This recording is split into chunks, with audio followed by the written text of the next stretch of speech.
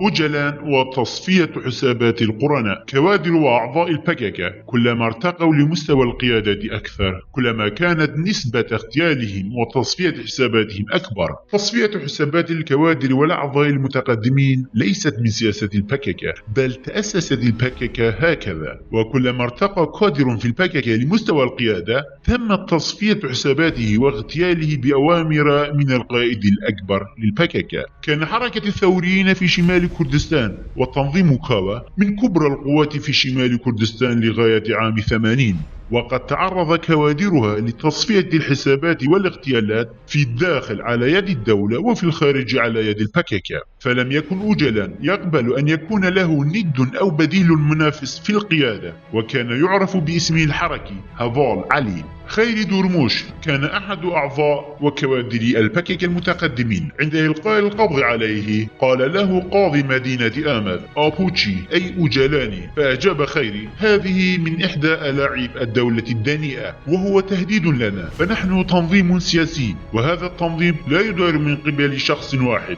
بل له هيئة تنفيذية، وأجلان شخص مثل باقي الكوادر الأعضاء، فكيف تسموننا بهذه التسمية؟ فليس لهذه الكلمة أبوتشي أي دلالة أو معنى. واليوم البككة توجه أكبر انتقاداتها للديمقراطي الكردستاني قائلة بأنه حزب عائلي ويدار من قبل شخص واحد وليس ديمقراطيا كاسمه. والحق أن اتهام البككة يرى واضحا في البككة نفسها لا غيرها من الأحزاب، فالبككة تأتمر بأوامر وقرارات أجلان شخصيا وحدها لا غيره، ولا تعترف بأي حزب أو تنظيم سياسي آخر، وترى الآراء المغايرة بأنها ضد أهدافها وأيديولوجيتها، وعليه ينبغي تصفية المخالفين شخصيات كانت أو مجموعات.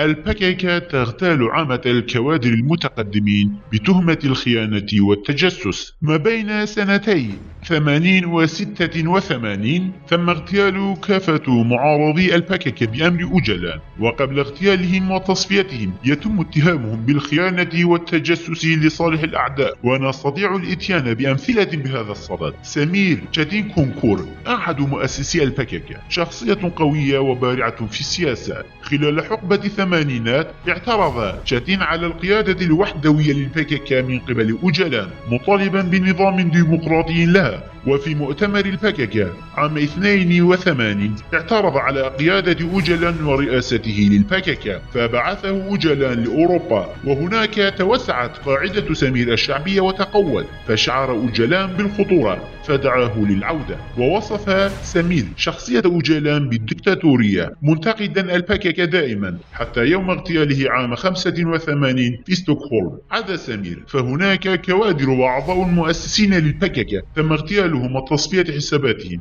مثل أنور عطا المعروف باسم الحركي، علي باتمان، زلفي كوك، رسول آلتون المعروف باسم الحركي، داود، مراد بايرقلي الذي احترق في برلين عام 84، لميع باقسي المعروفة باسمها الحركي سحر، جميلة قيتان عقيلة علي حيدر قيتان، بايدمير دميرتاش، ليلى زانا، أحمد ترك. أمثلة حية للكوادر الذين لم يبلغوا مستوى القيادة. تصرفات البككة مستمرة ليومنا هذا، وهناك أمثلة كثيرة على هذا، فإما يتم قتلهم أو إقصاؤهم سياسيا أو اختطافهم، والمثال على ذلك عندما اشتهر عثمان بايدمير في شمال كردستان وذاع صيتهم حتى سمي من قبل الشعب بآبو بجيك أي آبو الصغير، سلب منه كافة الصلاحيات وترك بلا أي دور يذكر. وكذلك ليلى زانا، وبعد 10 سنوات سجن بسبب ذكرها اسم كردستان تم الإفراج عنها وتحررت ولم يعطى لها أي دور يذكر. وصلاح الدين دميرتاش وأحمد ترك ابتليا بهذا الداء.